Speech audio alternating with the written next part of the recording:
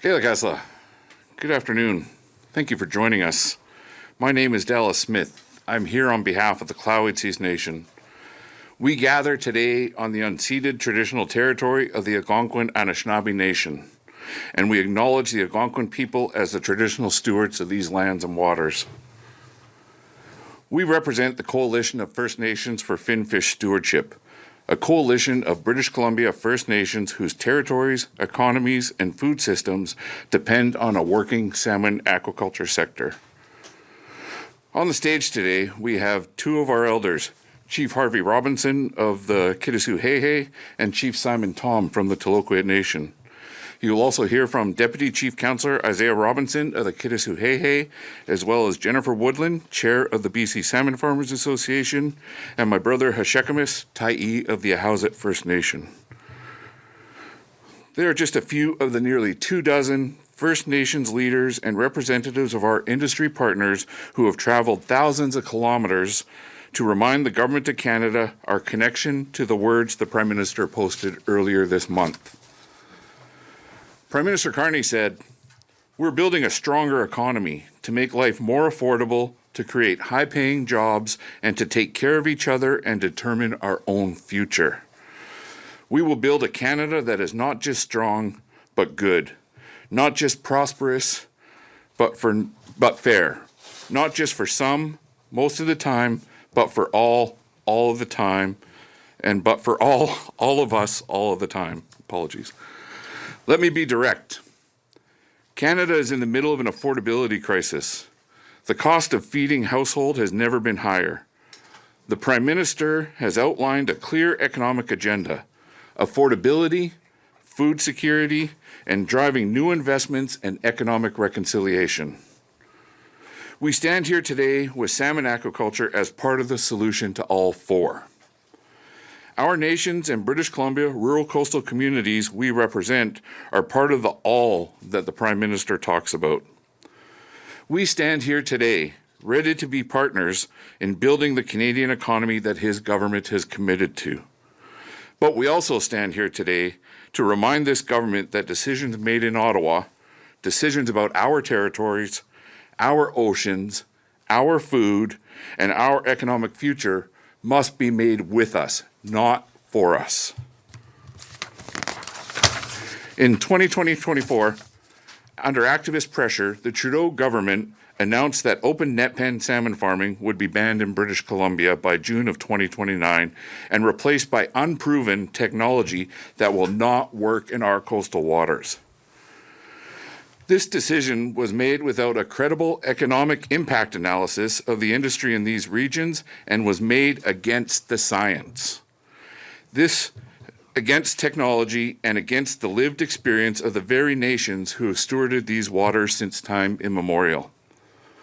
Just as importantly, this was a decision that now stands in stark contradiction with Prime Minister Mark Carney's economic agenda and widens the affordability crisis felt by Canadians today. Today, we are calling on the Carney government to reverse that decision. Here's what's at stake. Salmon aquaculture in British Columbia already supports more than 4,000 jobs and generates $1 billion in annual economic activity, while producing healthy, low-carbon Canadian protein for Canadian families. Yesterday, we heard the government committing $6 billion to skilled trades and to get young people working. We employ young people in the salmon aquaculture. This sector is where 2/3 of our workforce is under the age of 35. We are salmon people. It is our responsibility to preserve and protect our wild salmon. We have been stewards of wild salmon for thousands of years and will continue for thousands more. We know that we can both grow farm salmon and protect wild salmon because that's what we have been doing every day for decades. BC Coastal First Nations believe in conservation and having a choice to responsibly develop salmon aquaculture economies for our people within our territories. Salmon aquaculture is the backbone of this. In the midst of an affordability crisis, maintaining jobs that grow Canadian food for Canadian families should be a priority for the Government of Canada.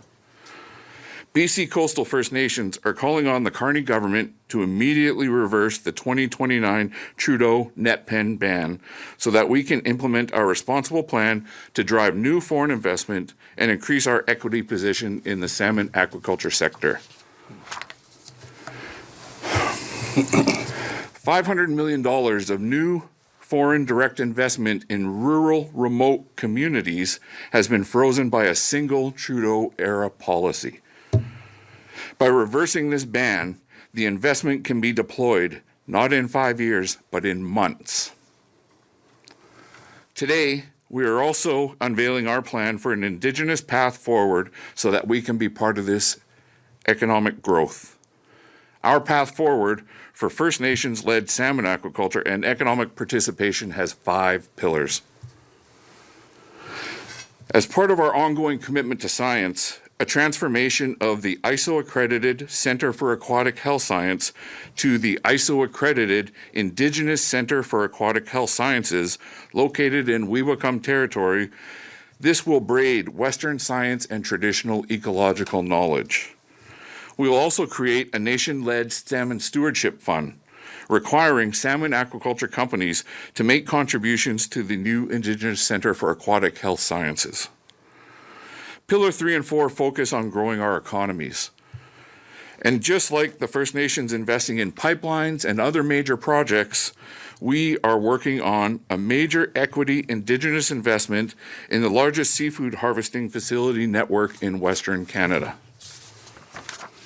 We're also working on increasing First Nations equity investment in BC coastal aquaculture industry and businesses up and down the supply chain. And finally, beginning in 2029, First Nations will be issuing salmon aquaculture licenses in our territories. We need an urgent net pen ban reversal so that we can continue to grow our economies and feed Canadians. I will now hand it over to Deputy Chief Councillor Isaiah Robinson, who will speak to what the issues look like in his community on the ground. Isaiah? Let's go. Thanks, Dallas. My name is Isaiah Robinson. I'm the Deputy Chief Councillor of the Kitasoo Nation. I've been in this room several times before, telling this story, but I'm here to tell it once more. 100% of BC salmon farms operate with permission in the waters of the rights holder nations. This industry is not waiting to be built. It is here today, doing the work that the Prime Minister has said that this country needs. Our community is Klemtu, on the central coast of British Columbia. And here's what I want the Government of Canada and the people of British Columbia to understand. The Kitasoo Nation has 35 years of history in aquaculture in our traditional territories, and we are confident in the science and the modern technologies behind it. We live 800 kilometers away from the from Vancouver, and we're only accessible by plane and boat. And we're already feeling the social and economical effects of this 2029 net pen ban as jobs lessen. Salmon aquaculture represents 51% of my economy within my community. In my community and up and down the coast of British Columbia, modern salmon aquaculture is the backbone of the overall seafood processing and water transportation in small craft harbors, net repairs and other businesses that support the sector, including the development of new technologies. It doesn't just make sense that the Government of Canada wants to accept the development related to tanker bans and pipelines and the increase of natural resources. But it continues to block new investments in highly regulated salmon aquaculture industries that feeds families and employs thousands in rural British Columbia. The 2029 ban is not a future event for my community. It's happening now. When Ottawa officials announced the 2029 net pen ban, the job losses started in 2024. But the investments froze in 2022. Our young people are the workers within this industry. And when jobs leave Klemtu, they will leave too. And I want to reiterate, just 2/3 of the BC salmon farms industry is represented by 35 of ages 35 at this point. These are highly educated and skilled people who keep our communities alive. This is a Trudeau-era policy made thousands of kilometers away from where we live. Own source revenue, income that is used for housing, community programs, health services, and basic infrastructure, and keeping our community alive. This itself keeps Canadians occupied also as we continue to watch these dollars disappear. The big difference between us and the wealthy Vancouverites and activists who want to shut this down is that this is our livelihoods. It is not just easy to pivot to new jobs or a new source of revenue when you are a community that you have to fly in or boat into. Our nation believes in conservation, and the Kitasoo Nation has already protected 55% of our traditional territories. And we have spent 4 decades demonstrating aquaculture and stewardship can coexist with the people responsible for our territories. We are the ones that oversee how operations are conducted. Prime Minister Carney, at Davos you said, a country that cannot feed itself, fuel itself, or defend itself has few options. When the rules no longer protect you, you must protect yourself.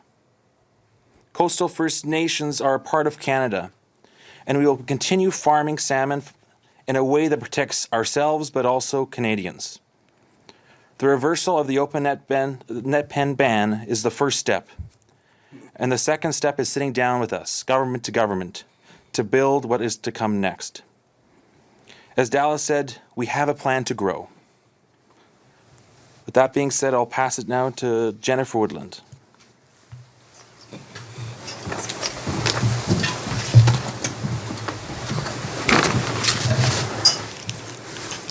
Thank you. And thank you for the honor of allowing me to stand here with you today. My name is Jennifer Woodland, and I'm the chair of the BC Salmon Farmers Association. I have spent 29 years in the salmon aquaculture industry. Many of those years I've spent working with First Nations on their economic development. Some of those are represented here today. I live and raise my family in coastal British Columbia, but I'm a Newfoundlander. And the early 90s cod crisis had a dramatic impact on me, on my family, and on my province. It was an experience that led me to explore a career in growing seafood, to reduce the pressures on wild stocks, and to preserve coastal rural ways of life. I am here representing sustainable food producers in a highly regulated sector. We employ young people. 4,000 of our employees, 2/3 of them are under the age of 35, young families. We are farmers, marine biologists, veterinarians, water quality and environmental specialists. We love the ocean. We care deeply about wild fish and the fish that we rear. We all know that Canada has an affordability crisis. There isn't a community across Canada that isn't seeing longer lines at their food banks. The salmon aquaculture sector has been a responsible contributor to the Canadian economy. In areas that need it the most, rural, coastal, and Indigenous communities. The Trudeau-era policy is flawed. It has created division, fear, uncertainty, resulting in a significant reduction in investment, lost jobs, and families relocating from British Columbia, relocating from Canada. Jobs have been lost in Tofino, Clem II, Campbell River, Port McNeill, Port Hardy, and beyond. Salmon farming runs on a 6-year production cycle. Decisions about whether or not to continue stocking these sites is happening right now. For every cycle of fish that does not end up on a dinner plate, jobs are lost, salmon gets flown in from other countries, and First Nations miss out on significant revenue revenue that they are using to invest back into critical infrastructure and the health of their communities. Immediately reversing this ban is critical. We need to make urgent decisions about the next cycles of fish. Reversing this ban will attract significant investment and new innovations. It will assist the Canadian government in its goals of food sovereignty, and it will allow us, farmers, to get back to growing food and servicing the communities which depend on us. And we then can continue to provide healthy, sustainable seafood for Canadian families. Thank you.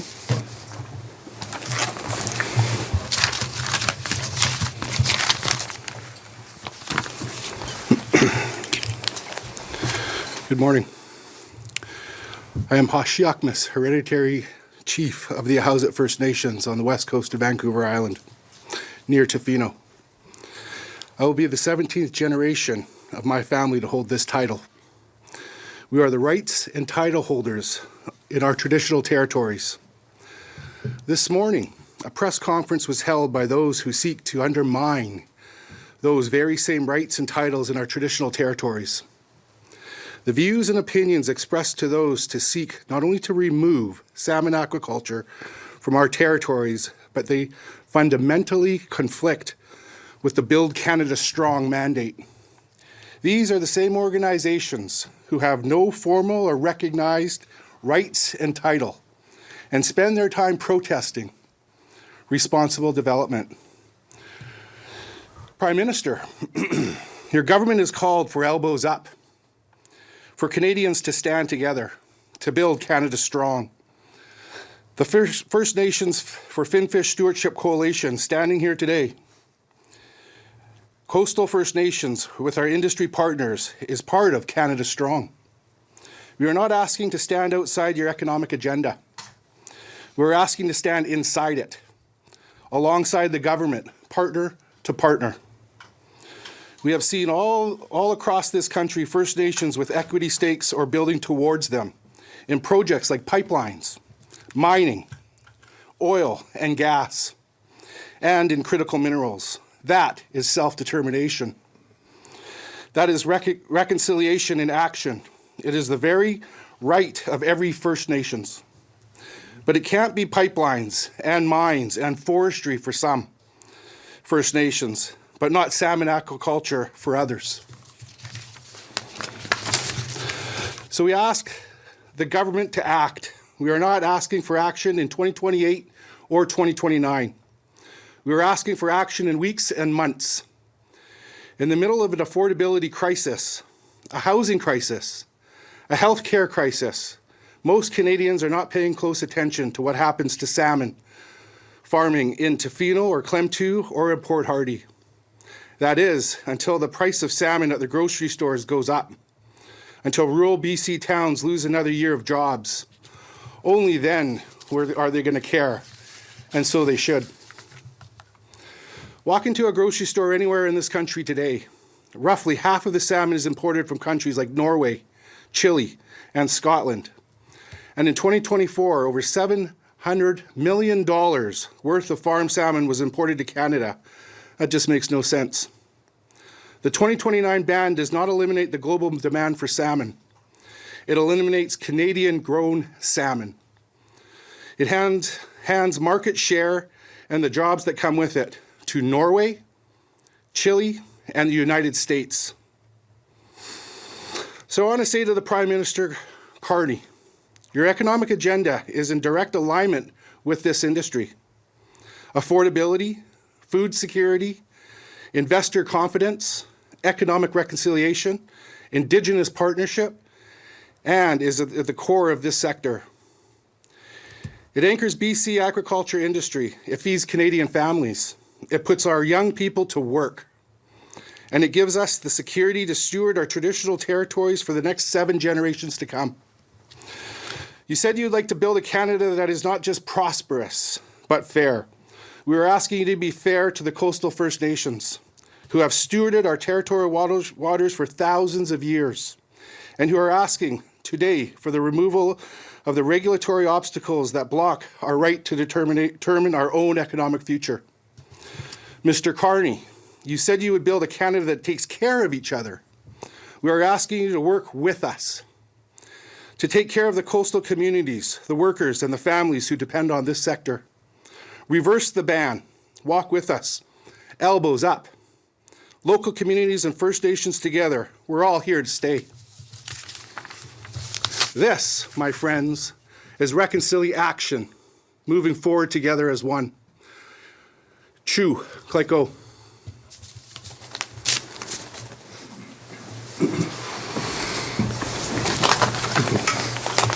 We'll take any questions from the in-house media or online, I believe. Hi, Fraser from 810 News. I'm just wondering if you had a chance to meet with anyone from the new government to make your case about this, either the Prime Minister or the new Minister of Fisheries. We've been in regular discussions with the senior bureaucrats and political leaders in this government about these issues, and we're really hoping that the collaborative efforts that we've been working towards for the last number of years really start to take place. And now with this new government, this new economic agenda, we feel comfortable that we're going to get this process underway. And they seem sympathetic anyway to your... I think Canada, this government is starting to understand the challenges and the short-sighted vision of the previous Trudeau policy ban. I think they understand the economics that are in place, and they understand how crucial this is to our local coastal communities. And I also I sort of got the sense that you haven't had much direction, I suppose, as to what's happening sort of with this moratorium. And I did ask the Fish Alliance, Salmon Fish Alliance this morning too, if they had seen anything about a transition plan or anything, or have you had contact with officials on how this is also supposed to work, or has it just been silent? For the last 6 years, we've been working with the Department of Fisheries and Oceans on sustainable transition in the aquaculture sector, and we have action plans for each of our communities. We have regional differences on technologies and things that we're looking forward, but we've been working together to try to understand what kind of transition needs to take place to defend this jobs and this economy that's in place. And one of the things that other groups said this morning is that they have sort of what they say anyway, the majority of First Nations in British Columbia are sympathetic to what they're arguing, and they quoted about 135 First Nations that are behind them. Is that accurate? Or? That's the difference between rights and title. There's lots of First Nations who support each other on a number of economic initiatives. When TMX pipeline was built, we trusted the First Nations who are along the path when they signed their impact benefit agreements to steward the issues that needed to be stewarded. And so we're looking for that same respect and autonomy in our nations, but we're continuing to work daily with our neighbors and other nations in BC to make it clear what our plan is. It's a transparent plan that's going to go forward, and we need to continue to work with our brothers and sisters on helping them understand how the aquaculture sector is continuing to evolve. We'll take a question on Zoom. Please go ahead. Hi, sorry I couldn't be there in person. Can you hear me? Yes, thanks, Stuart. Okay, perfect. Yeah, so you sort of covered this, but obviously both sides of this debate are here in Ottawa today. Obviously, was there some indication or sign that maybe the finfish side instigated this trip to Ottawa, or are you here because the wild salmon people are here, or vice versa, or is it just neither one of you really knows how this stands and you're both kind of in the same boat looking for answers? We've been in constant communication with the Government of Canada about our issues, and we don't really pay too much attention to what activists who don't hold rights and title to our territories have to say. It's always unfortunate that organizations like the Union of BC Indian Chiefs, who don't really support any development anywhere that we've been able to see, continue to be a bit of a barrier to the self-determination of our member communities. And then I know you said you've had sort of conversations with DFO, and I think maybe last year or 2 years ago we had some talks about or calls for maybe that finfish and salmon farming should be under the purview of the Department of Agriculture, as it's more farming than traditional fisheries. Has there been any have you seen any movement on that, or had any further discussions about that possibility? We continue to work with the Department of Fisheries and Oceans as well as many other ministries within the Government of Canada because the impact is going to be felt across the board, whether it be the Minister of Finance, whether it be the Minister of Natural Resources, Environment. We're trying to make sure that we continue to collaborate with all the different levels of the federal government, and it's really important that everybody starts to understand how crucial this is to act upon now. So we're really doubling our efforts to outreach and making sure that we're working with all the appropriate levels of government. Do you have another question, Yeah. Stuart? No, my other questions were answered in the room, so thank you. Thank you. This concludes the press conference. Merci, c'est ce qui met fin à cette conférence de presse. Gil Kasa. True.